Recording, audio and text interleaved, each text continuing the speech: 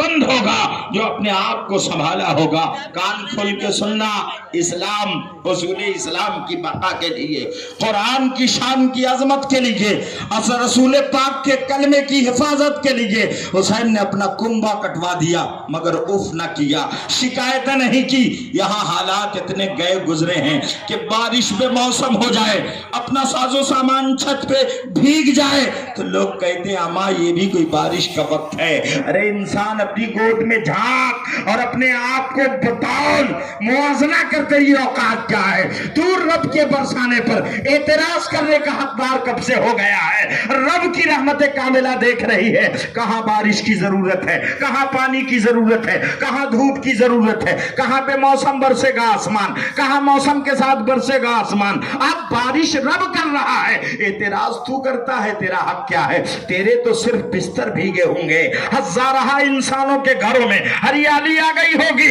हजारहा किसानों के खेतों में पानी मिल गया होगा तो हजारों का फायदा हुआ। तेरा एक बिस्तर भीग गया तो तू एतराज करता है कि ये बेमौसम पानी बरसने का टाइम नहीं है। सुन, हुसैन आजम से इख्तिदार के साथ इताअत शेयारी सीख ले, फरमा बरदारी सीख ले। मेरे आका हुसैन के बच्चे कट रहे हैं, जवानों की जवानी लुट रही है, अहबाब की जाने जा रही हैं, भाई अपनी गर्दनें दे रहे हैं मगर अपना सर झुका कर कहते मेरे मालिक जो कुछ दिया है कम है, करम होता। और इस करबला में हम इस नीयत से आते कि हमें लड़ना है तो हम मदीने के गाजियों को साथ लाए होते। हमें ये मूड होता कि लड़ना है तो हम मक्का के शहरबाजों, जंगजूओं और तलवार बाजों को अपने साथ लाए होते। एक भीड़ होती और हम सबकी गर्दनें इस्लाम की बका के लिए कटा देते, हम सबकी गर्दनें कुरान के तहफ्फुज़ के लिए लुटा देते। सोचो तो सही तुमने क्या किया है। खबरदार, अगर हक गुलामी हुसैनी पेश करना चाहते हो तो हक ये है कि रब के किए पर एतराज न करो। ये कुफ्र का पहलू है, जो होता है होने दो। खुशबंदो दिलबंदी के साथ मशकूर बनो, शुक्रगुजार बनो, अल्लाह करम फरमाएगा। हुसैन के सदक़े बरसात होगी तो रहमत की होगी, नुकसान कम होगा मगर जब फायदे की तरफ देखोगे तो फायदे का जवाब नहीं होगा। आका हुसैन के सिर्फ ये हालात नहीं थे बल्कि अहले बैते अतहार के साथ, उनकी खवातीन के साथ ज्यादती की गई। जब आप शहीद हो गए तो आपके सर को नेज़े पर उठा लिया गया और दौड़ के बड़ी तेजी से खेमे की तरफ पब्लिक आई है। लोगों ने आग लगा दिया खेमे हुसैनी में। एक खेमा जलता तो मस्तूराते अहले बैते अतहार दूसरे खेमे में भाग के जाती, दूसरे में जब आग लग जाती वो जलने लगता तो तीसरे में भाग के जाती। उक़बा इब्ने आमिर नाबी रावी ये कहता है मैं मुसाफिर था और कूफा जा रहा था, मैंने देखा करबला की जमीन पर खेमे जल रहे हैं। मैं अपनी सवारी से उतर गया, हैरत ज़दा था, अचंभा था, मुस्तरिफ था और देखता चला जा रहा था कि कुछ औरतें हैं अपने सरों से अपना दुपट्टा संभाला है और बड़ी तेजी से खेमे से उस खेमे में भाग रही हैं। अचानक मैंने देखा एक खातून है जलते हुए खेमे में दाखिल हो गई हैं। कुछ देरी के बाद अपने कंधे पर कुछ लेकर के बाहर आती हैं। जब गौर किया तो पता चला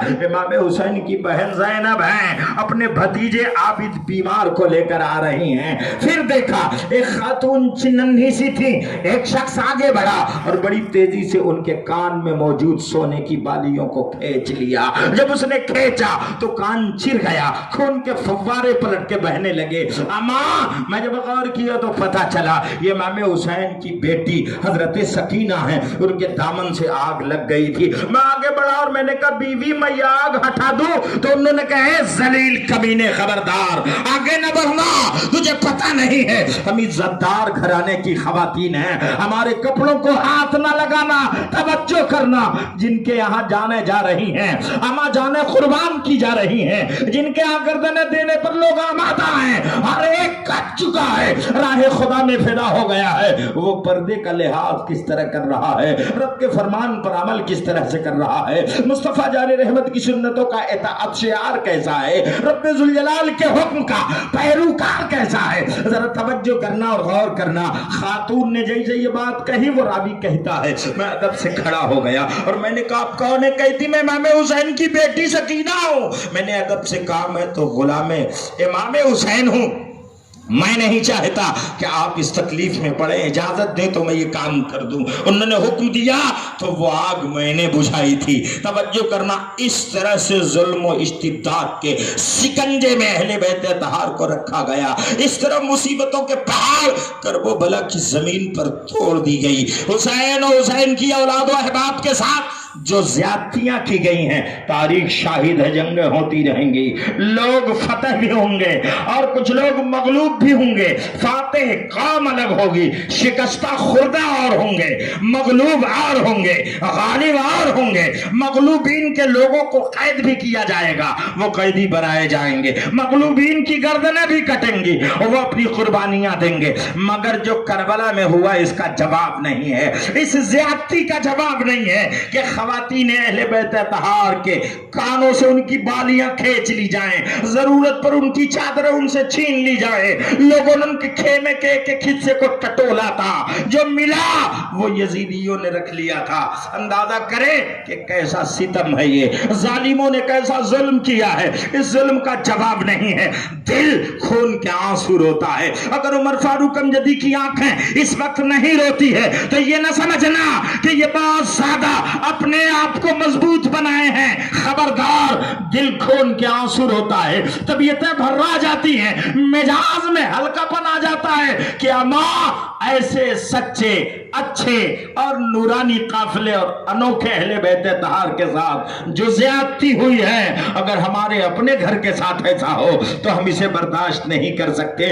غم حسین منانا سنت مصطفیٰ علیہ تحیت و ثنا ہے۔ میں نے حدیث شریف میں پڑھا ہے، حضرت سیدنا مصطفیٰ جان رحمت کی بیوی، ہم مسلمانوں کی ماں حضرت زینب رضی اللہ، حضرت ام سلمہ رضی اللہ تعالیٰ عنہا، اچانک آپ اپنے آنکھوں سے آنسو برسا رہی تھی۔ پوچھنے والوں نے کہا آپ کیوں رو رہی ہیں، کیوں چنتت ہیں، کیوں پریشان حال ہیں، کیوں رو کے ہلکان کر رہی ہیں؟ تو کہتی ابھی ابھی مصطفیٰ جان رحمت آئے تھے اور آ کر انہوں نے جب آئے تو میں نے دیکھا ان کا چہرہ گرد و غبار سے اٹا ہے۔ پوچھا یا رسول اللہ کیا بات ہے؟ تو کہتے لمبے سفر سے آ رہا ہوں۔ کہاں گئے تھے؟ ارشاد فرماتے میں کربلا گیا تھا، میرے حسین کی شہادت کا وقت ہے اور میں وہاں گیا تھا، میرا حسین شہید ہو گیا۔ اے ام سلمہ، جو میں نے تجھے جبریل کی لائی ہوئی کربلا کے زمین کی مٹی دی تھی، وہ مٹی دیکھو ذرا، میں بھی ایک بوتل لایا ہوں جس میں خون حسین ہے۔ جب ام سلمہ کہتی میں نے اپنے پاس رکھے ہوئے موجود مٹی کا معائنہ کیا تو وہ مٹی مٹی نہیں رہی تھی، خون بن چکا تھا۔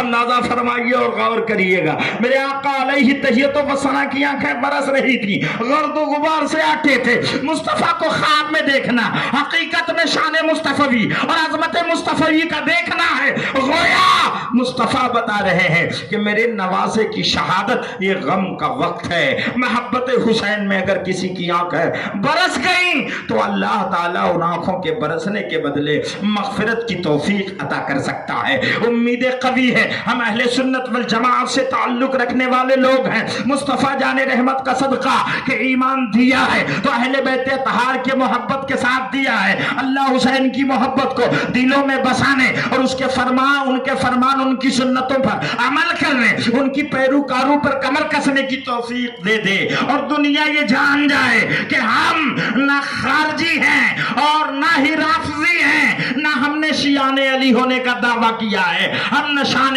علی کو بڑھاتے ہیں نہ شان علی کو گھٹاتے ہیں۔ جو حکم الہی ہے، جو احادیث سے صادر ہے، اسی عمل صالح پر عمل بھی ہے اور اسی کو مان کر حسین اعظم کی محبت سے اپنے دلوں کو مدینہ بنا لیا ہے، حسین اعظم کی محبت کا، اور امید قوی ہے خدا اس کے صدقے बल्कि हम सबको बदला बेहतरीन देगा। उसका जजा ये होगा कि रब हमारी मग़फ़िरत का सामान पैदा कर देगा। ए मेरे आका हुसैन, आप और आपके भाई हसन को नबी ने कहा था, इन्ना अल हसन वल हुसैन सैयदा शबाब अहलिल जन्ना। अगर आप जन्नतियों के नौजवानों के सरदार हैं तो इसी उम्मीद में हम भी बैठे हैं कि आपकी सरदारी तले जन्नत में रहने के हकदार हो जाए। इसी जिक्र हुसैन के बदले और सदक़े में हमें भी हक मिले कि मग़फ़िरत के साथ जन्नतुल फिरदौस में दाखिला हो जाए। मौला करम फरमाए। देखिए जरा, हजरत इमाम हुसैन जब पैदा हुए हैं और जहां शहादत का जाम पी रहे हैं, इस 56 साल की उम्र शरीफ में जिंदगी का कोई लम्हा ऐसा नहीं है जो कुरान के खिलाफ रहा हो,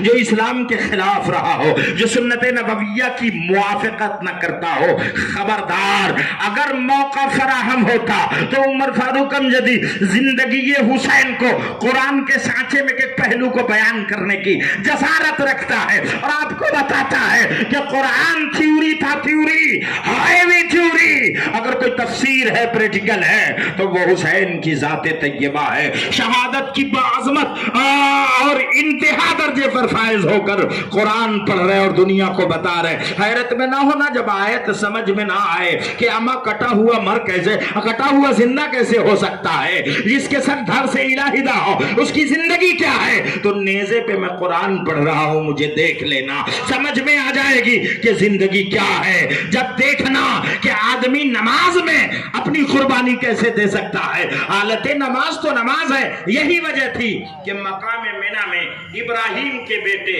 इस्माइल को जब जमीन पर लेटाया गया था तो पहलू के बल नहीं सजदे के आलम में लेटाया गया था। इसका जवाब कुरान देता है और कुरान का फरमान है, कुरान का फरमान है। मुस्तफ़ा जान रहमत सल्लल्लाहु अलैहि वसल्लम भी इरशाद फरमाते हैं कि जब बाप और बेटे एक दूसरे से राजी हो गए तो रजामंदी का हाल ये था कि फलम्मा असलमा वतल्लहु लिल जबीन, हजरत इब्राहिम ने इस्माइल को माथे के बल डाला था। क्या मतलब? सजदे में डाला था और छुरी गले से नहीं गर्दन से चला रहे थे। अब जब हम कुर्बानी के वक्त जानवरों के गलों पर छुरियां चलाते हैं तो सुनना, दुम्बा गले से जीवा हुआ था, इसलिए गले पर छुरियां चलती हैं। आप तो छुरी गर्दन पर चला रहे थे। गर्दन पिछले हिस्से को कहते हैं, गला अगले हिस्से को कहते हैं। इस्माइल की गर्दन पर इब्राहिम छुरी मेरा में चला रहे थे, मगर रब ने मुजदा दिया, इन्नी जायलों का लिल्ला से इमामा का पैगाम देकर बता दिया कि मैंने लोगों के लिए आपको इमामत अता कर दी। इब्राहिम ये कुर्बानी कबूल कर ली। ए अल्लाह, जब हुक्म तेरा था तो मीना में बाकी क्यों रखा गया? जवाब मिलेगा उमर फारूक अमजदी सोन, इसलिए बाकी रखा गया कि हुक्म मेरा जरूर था मगर इब्राहिम के बेटे इस्माइल का ये हिस्सा नहीं था। ये हिस्सा मोहम्मद के बेटे हुसैन का था। इसीलिए करबला में हुसैन ने अपनी गर्दन नमाज में दी और दुनिया जान जाए कि जो कुर्बानी छूटी थी मैना से उसे हुसैन करबला में पूरा कर रहा है। यही वो कुर्बानी है जिसे हुसैन करबला में अदा कर रहा है। फसल्लि लिरब्बिका वनहर, अपने रब के लिए नमाज पढ़ो और कुर्बानी दो। खूब की सेरे चमन फूल चुनी शाद रहे, भाग मा जाता हूं मैं, गुलशन तेरा आबाद रहे। अस्सलाम।